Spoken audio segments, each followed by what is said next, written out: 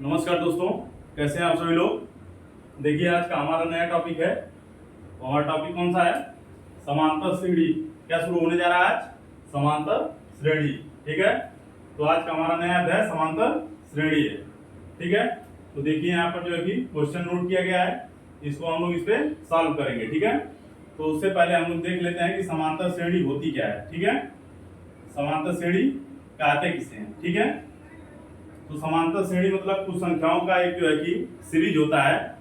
उसमें जैसे मान लीजिए A1, A2, A3, A4 dot dot dot dot. ठीक है, तो ये जो सीरीज दिया है संख्याओं का A1, A2, A3, A4, इसमें जो है कि सार्वंतर जो होता है D जिसको कहते हैं सार्वंतर। ठीक है, सार्वंतर मतलब कि अगले पद का उसके पहले वाले पद से जो घटाएंगे या जोड़ेंगे उसको जो है कि वो बराबर होना चाहिए। ठीक है, जैसे देखिए अगर हम A2 माइनस A1 करते हैं, ठीक है, ये जो है कि A2 में से जब हम A1 घटाएंगे जो मान आएगा वो A3 में से A2 घटाने भी आना चाहिए।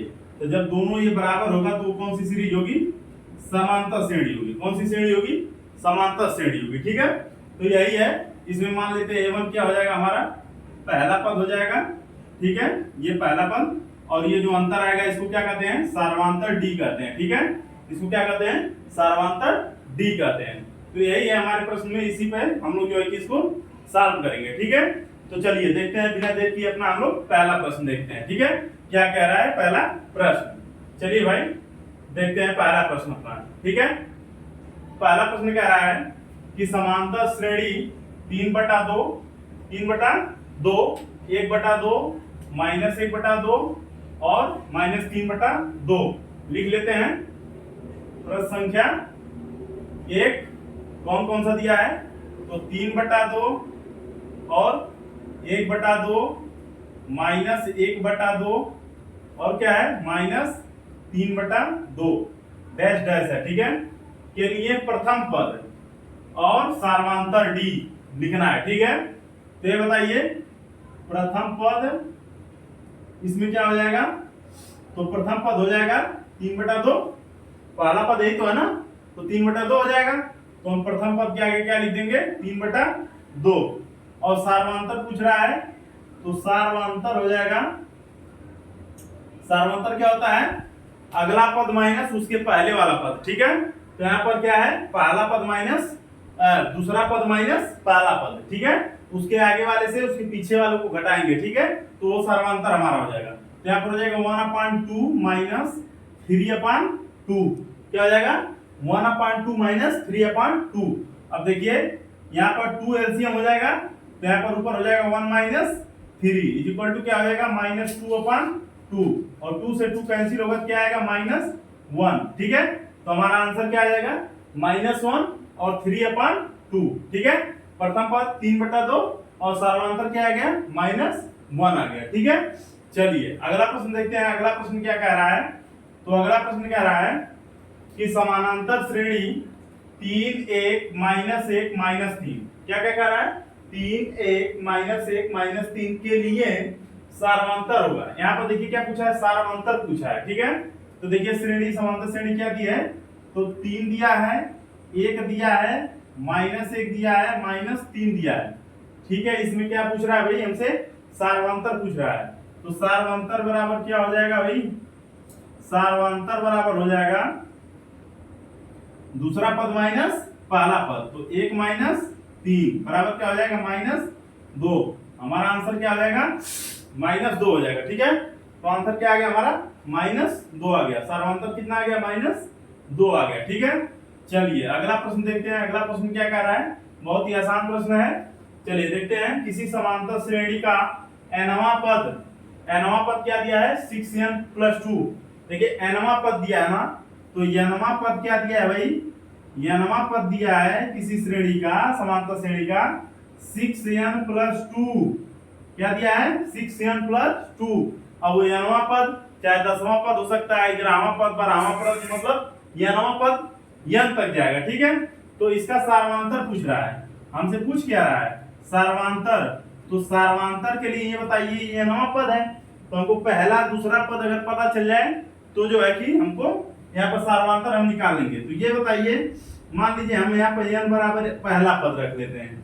अगर हम पहला पद रखेंगे इसमें तो 6 गुणे n की जगह कितना हो जाएगा 1 प्लस 2 बराबर कितना हो जाएगा 6 एकम 6 प्लस 2 बराबर 8। ठीक है, अब n बराबर अगर हम 2 रखेंगे मतलब दूसरा पद, तो 6 गुणे 2 प्लस का 2 तो हो जाएगा 6 दूनी 12 प्लस 2 14, 12 प्लस 2 क्या हो जाएगा भाई 14 हो जाएगा। ठीक है, और n बराबर अगर हम 3 रखेंगे तो 6 गुना 3 और प्लस का 2 बराबर हो जाएगा 6 3 18 और प्लस का 2 बराबर कितना हो जाएगा 18 2 20, कितना हो जाएगा 20। अब यहाँ देखिए सार्वधातुक पूछा है ना, तो सार्वधातुक बराबर हो जाएगा, अभी हमारी सीरीज किस रूप में जा रही है 8 14 20 डैश डैश। ठीक है, 8 14 20 तो क्या होगा दूसरा पद माइनस पहला पद, 14 में से 8 गया कितना हो जाएगा भाई 6, तो सार्वधातुक हमारा कितना आ जाएगा 6 आ जाएगा। कितना आ जाएगा सार्वधातुक 6 आ जाएगा। ठीक है, चलिए अगला प्रश्न देखते हैं। अगला प्रश्न क्या कह रहा है, समझ में आया आप लोगों को? चलिए समझ में आ गया तो अगला प्रश्न देखते हैं। अगला प्रश्न देखते हैं, यदि a+1 कामा 3a कामा 4a + 2, ठीक है, क्या दिया है a+1 कामा 3a कामा 4a + 2 समांतर श्रेणी में है। किस श्रेणी में है भाई समांतर श्रेणी में है, तो a का मान ज्ञात करो। इसका मान पूछ रहा है, a का मान पूछ रहा है। चलिए भाई दिया क्या है श्रेणी, a+1 दिया है, 3a दिया है और 4a + 2 दिया है। तो लिख लेते हैं श्रेणी क्या है a+1 है, 3a है और 4a + 2 है। ठीक ना, ये किसमें है समांतर श्रेणी में। हमको निकालना क्या है a का मान निकालना है। तो ये बताइए, अगर यहाँ पर हम सार्वधातुक d निकालते हैं तो ये क्या हो जाएगा दूसरा पद माइनस पहला पद। यहाँ पर देखिए दूसरा पद माइनस पहला पद, दूसरा पद माइनस पहला पद। ठीक है, a+1 हो जाएगा बराबर, इसको लिख लेंगे 3a - a-1। जब ये ब्रैकेट खुलेगा बाहर माइनस और अंदर सारा चिन्ह क्या होगा बदल जाएगा। ठीक है, सारा चिन्ह क्या होगा बदल जाएगा। तो यहाँ पर हो जाएगा 3a में से ये घटाएंगे तो क्या आएगा 2a और माइनस का 1। उसी प्रकार से मान लीजिए अगला निकालते हैं जिसे, तो देखिए यहाँ पर जो है कि ये मान लीजिए d1 हो गया, अगला d2 निकालते हैं। तो आपको पता है कि सार्वधातुक जो होता है वो बराबर होता है, क्योंकि जो अंतर होगा इसमें हर एक दो पद के बीच में वो बराबर होगा। तो अगर बराबर होगा तो d1 और d2 भी बराबर होगा। तो हम d2 निकालते हैं मतलब तीसरा पद माइनस दूसरा पद। ठीक है, तो यहाँ होगा 4a + 2 और माइनस का 3a इक्वल हो जाएगा 4a में से जाएगा 3a कितना बचेगा a प्लस का 2। तो यहाँ पर हमको पता है कि सार्वधातुक बराबर होता है मतलब d1 = d2। तो हम दोनों मान क्या करते हैं रख देते हैं, ये दोनों मान क्या करते हैं एक दूसरे के बराबर कर देते हैं। तो d1 क्या है 2a - 1 = क्या हो जाएगा a + 2।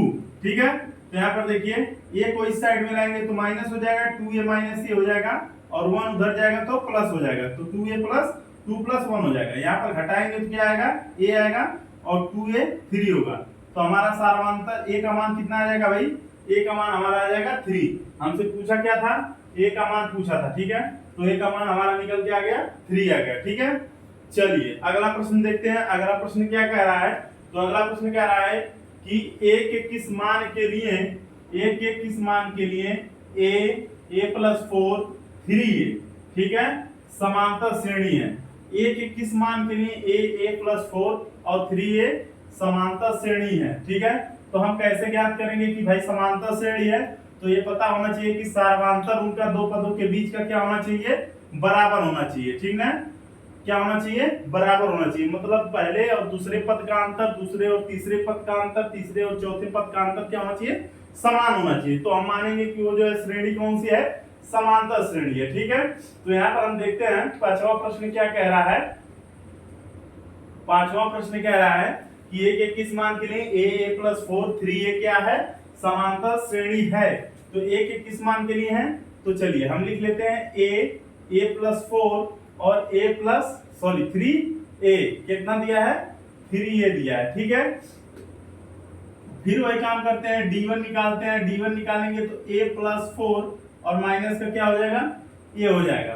तो यहाँ कितना हो जाएगा भाई, बराबर का 4, मतलब a के किस मान के लिए हो जाएगा, a का मान हमको पता चल गया। देखिए a का मान क्या आ गया, 4 आ गया, क्योंकि यहाँ से a कैंसिल हो गया, मतलब सर्वांतर क्या आ गया, 4 आ गया। ठीक है, इसका मतलब जो है कि a के किस मान के लिए हो जाएगा, तो पहला पद हमारा क्या मिल जाएगा, अगर हम यहाँ पे जो है कि रखें, देखिए पहला पद क्या है, a है, और दूसरा पद क्या है, a प्लस 4 है। सार्वंतर कितना है, 4 है, तो इनका अंतर कितना होना चाहिए, 4 होना चाहिए। ठीक है, तो अगर हम यहाँ पर 4 रखते हैं, यहाँ भी कितना रखेंगे, 4 रखेंगे, तो 4 और कितना हो जाएगा, 8, दोनों का अंतर 4 हो गया कि नहीं हो गया, दोनों का अंतर 4 हो गया, तो मतलब a के किस मान के लिए हो जाएगा, 4 के लिए हो जाएगा। ठीक है, तो हमारा आंसर कितना आ गया, a के 4 मान के लिए जो है कि ये श्रेणी कौन सी होगी, समांतर श्रेणी होगी। ठीक है, तो चलिए आज का ये अंतिम प्रश्न था, मिलते हैं अगले वीडियो में कुछ महत्वपूर्ण समांतर श्रेणी के प्रश्नों के साथ। ठीक है, तब तक के लिए धन्यवाद।